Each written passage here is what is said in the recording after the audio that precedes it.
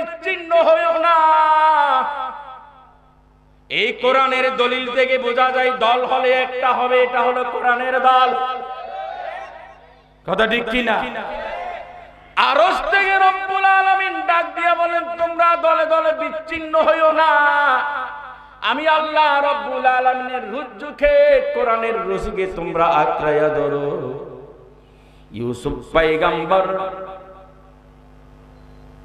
যখন পিমাতা ভাইরা কূপের ভিতর ফেলে দিয়েছিল, অন্ধকার কূপ দেখে যখন ওই বালতির রশিকে মজবুত করে ধরছে, আল্লাহ রব্বুল আলামিন অন্ধকার কূপ থেকে টানিয়া মিশরের বাদশা বানিয়ে দিয়েছিলেন। কথা ঠিক কিনা?